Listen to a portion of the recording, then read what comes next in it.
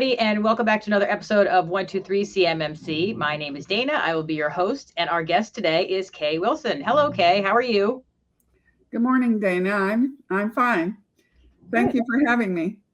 Good to have you. Good to have you. Before we get started, let's talk a little bit about you. So tell us a little bit about yourself.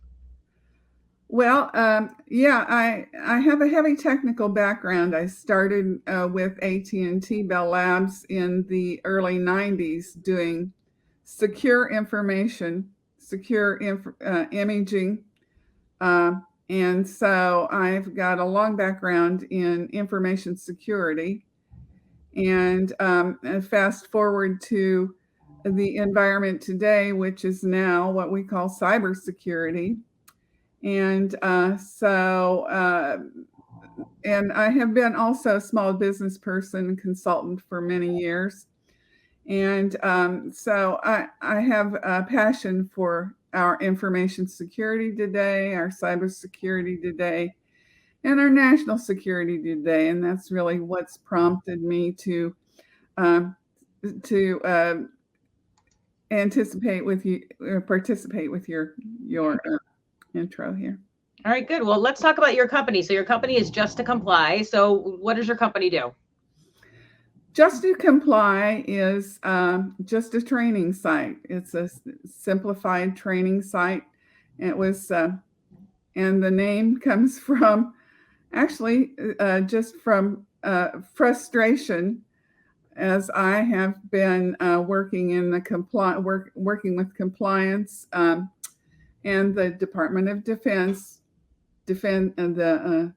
Industrial Base, and for about 5 years now. So, and it came from frustration because I was doing some of this compliance assessment with the prime contractors in the Defense Department, and they said, well, Kay, thank you for doing this assessment today. And I know that this assessment rolls down to my lowest level subcontractor. And if they are not compliant, I cannot use them. I cannot afford to lose my subcontractors. So, contrary to the belief that the primes don't want you to be compliant, it came out of frustration for that. What does it take to just comply? Mm-hmm. Nice and simple. I like that. That's a good name. That's a very good name. So, who would you say your target market is? My target market is the Defense Industrial Base, but research says that 89% of the Defense Industrial Base is, in fact, a small business company with less than 20 employees. 20 employees, not a multi-million-dollar company, but a very small business. And from, when we say less than 20, many are just a 1 or 2 man shop. Many are working out of their garage, developing code. We know cybersecurity is it's in the coding and the software now. So, all right. So obviously, you're trying to keep things nice and simple. So, what would you say your competitive advantage is over other training programs? Yeah, because it is so simple. Mm-hmm. Probably the biggest competitive advantage is it's incredibly complete in one day. Oh, and it costs $2,000. So, as opposed to the assessments I did with the primes that were between $10,000 and $20,000, and by the deliverables within 6 to 8 weeks with peer review. Mm-hmm. So the fact is that the compliance requirements have changed to the point where it's just so simple to do. The thing is, this compliance And we'll talk about that going forward. But it's just a financial paper transaction. It's just actually 2 Word documents. Mm-hmm. So what is DIY CMMC? Yeah, well, everybody knows what DIY is, do it yourself. And so just to comply is the training to allow you to do your self-assessment. And let's take a look back, but the DFARS started and the controls were developed in 2010, initially published in 2013. And I know I've seen some of your previous podcasts, but none of the men that you've had on the show have ever talked exactly about what the compliance, what the controls are. Mm-hmm. And in this day and age, about at least 30% of the controls are not even applicable. And the other 30% of the controls are only words applicable. Actually, they're just a promise to implement a handbook of policies within our company. Mm-hmm. So that most of the policies start with the word ensure. Mm-hmm. Well, I promise or ensure that I will train my employees. I promise and ensure that I will escort my guests. Those are the controls. There's 110 yes or no questions. And it has always been a self-assessment because the documentation in the system security plan requires the system design. And that design is proprietary. Who wants to submit your system design, your overall complete firewall system design to a third party? Who wants to release that to a third party to be stored in the cloud or on their network? The managed service providers, the managed system security providers, and they're doing their third-party assessment, are requesting and reviewing your system design, all your artifacts, if you have in fact documented the artifacts, which I don't even recommend because artifacts are outdated almost the minute they're uploaded. But so if we talk about the controls, the fact that the system security plan includes your system design, that's proprietary information, and it was always designed to be your self-evaluation. There's no place legally, I believe, that you should ever say that you would be a third-party auditor and not offer a self-assessment. Mm-hmm. And I'm sure it's, as I've searched through the internet, I've never seen anybody not use the caveat or your self-assessment. All right. So to get in touch with you, your company, here is your website here, justtocomply.com. And then if somebody wants to send you an email, they can email you at k@justtocomply.com, correct? Yes. All right, good. Well, now we're going to get into our topic, which is right along the lines of what we were just talking about, which is what is CMMC self-assessment? Okay. Well, maybe I should, I really would like to start one comment where I'm starting at the end, because I think this is the most important thing we can say about CMMC, period. And I'll just display this because, and I know that it comes up. Can you read that? This is in the Signal magazine. Cyber compliance is not necessarily cybersecurity. Right. I didn't know if it went on my camera, it came up backwards, but okay. Here's the statement. any compliance, this cyber compliance is not cybersecurity. And I believe that that we are wasting time on this compliance without protecting our intellectual property, which is the whole intent of the whole regulation over these last 12 years. Mm-hmm. Because we lose our intellectual property to the tune of $600-700 billion a year, and that's the heart of what these defense industrial bases developing in weaponry, software, and protection of our country. Mm-hmm. So I'm starting at the end to say this compliance, that's the reason it is a self-assessment and so simple, because it isn't applicable to cybersecurity. And you have in your acronym there, CMMC, Cybersecurity Maturity Model, Cybersecurity Maturity Model Certification. Yeah. Okay. Well, the certification, there really is no certification.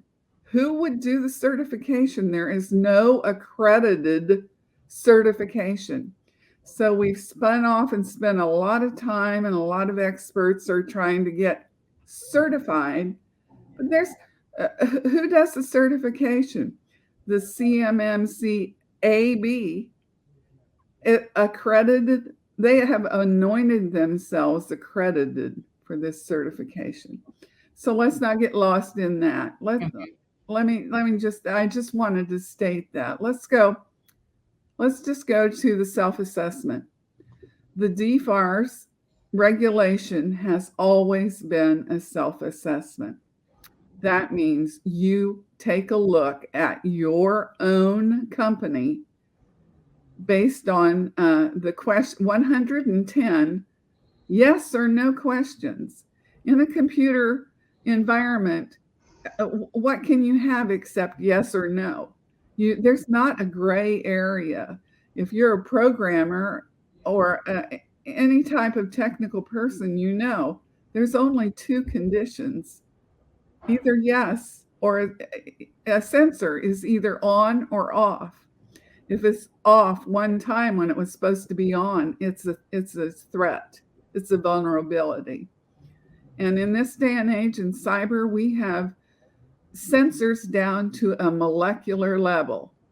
These sensors can't even carry encryption. So that just goes to show molecules, how deep our cyber goes.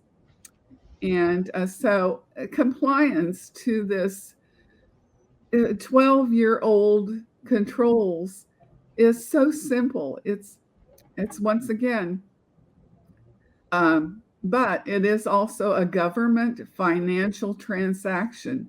DFARS is the Defense Financial Acquisition Supplement Regulation. Yep. Regulation supplement and DFARS. It's a financial transaction made up of. It's like writing a check to the IRS. It's documents. It's two documents. It's a system security plan and a Word document, and a policy and procedures handbook that in a Word document. And you have to have those two documents at your company. If you're a two-man company, you have a system security plan that says, I have two computers.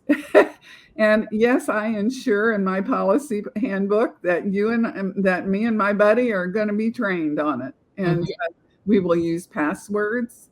And so those are not the important parts whatsoever of cybersecurity today.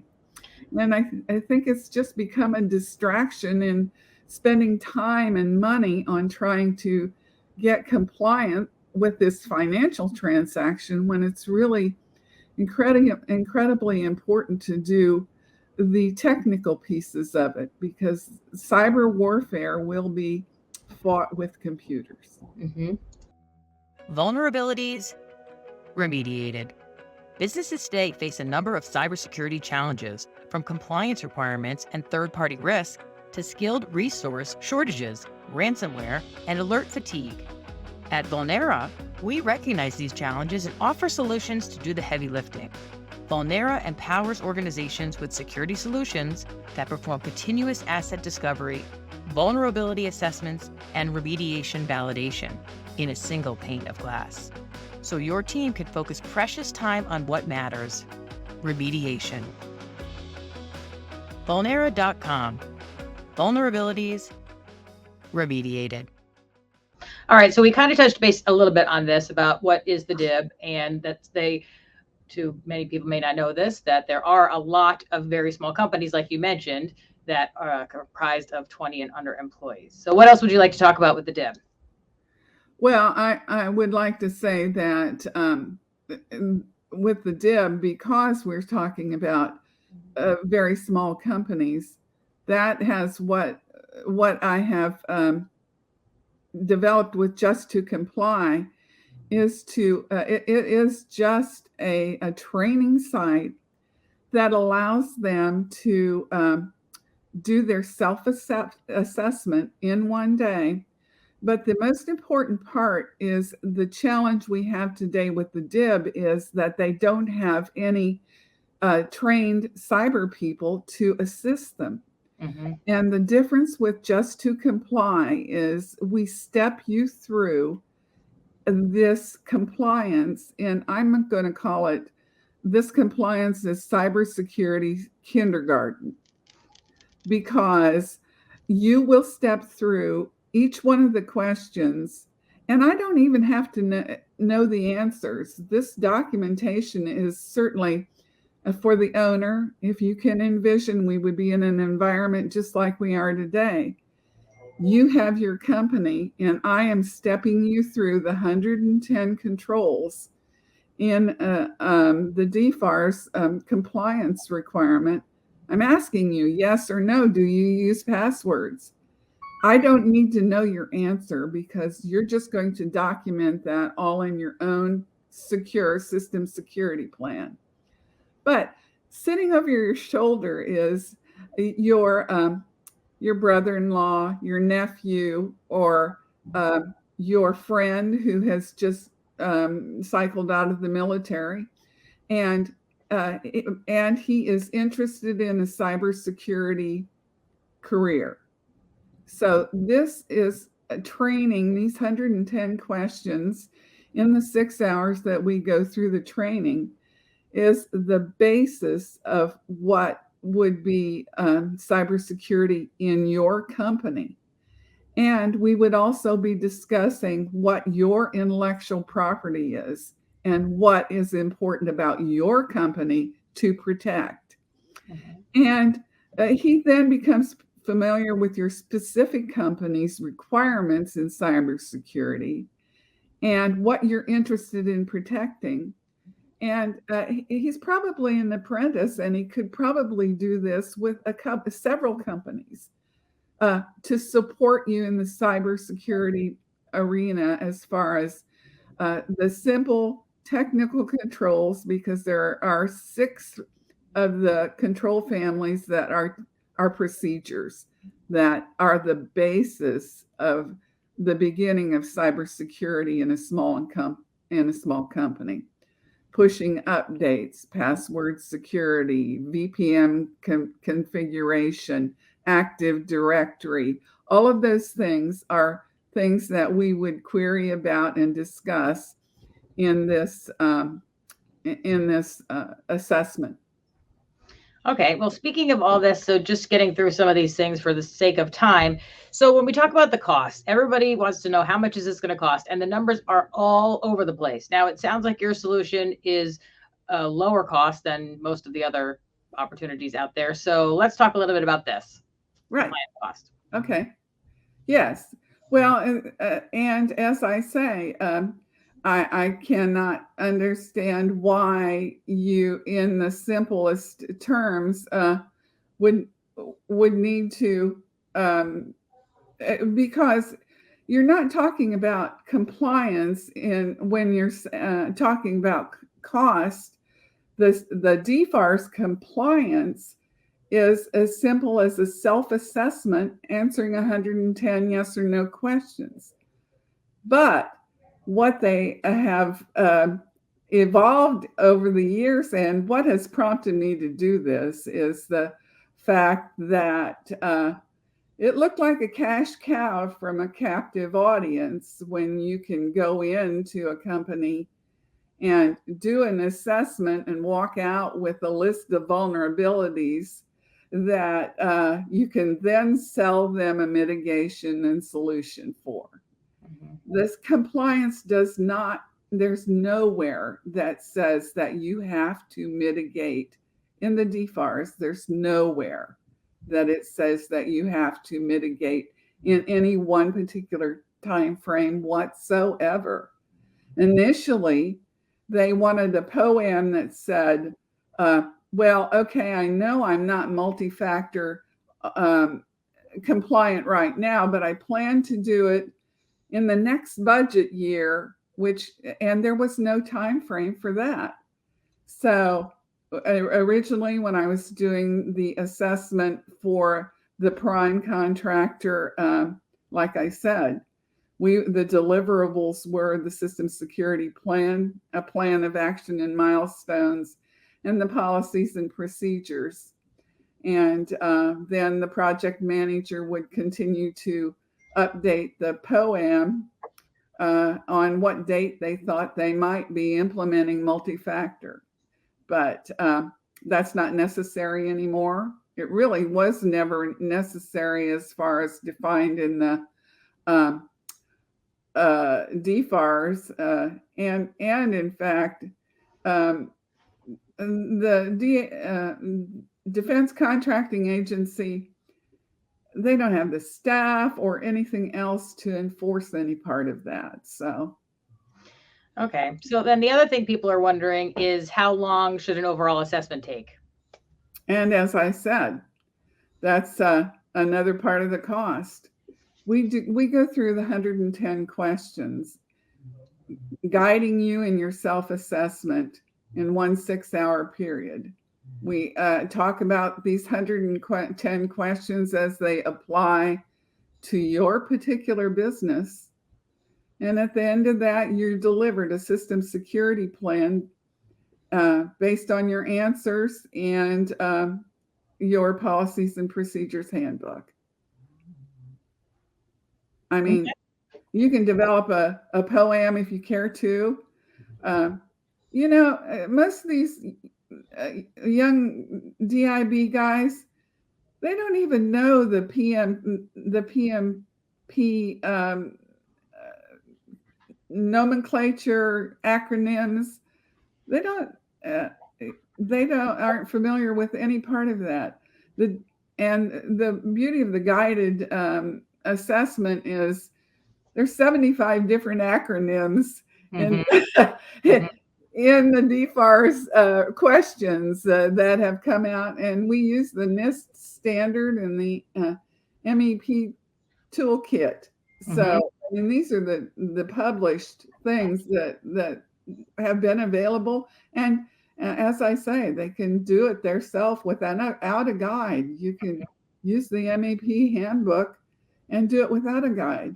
And if you can figure out the acronyms and go through it, because the standard is published and the MEP handbook toolkit is there. So.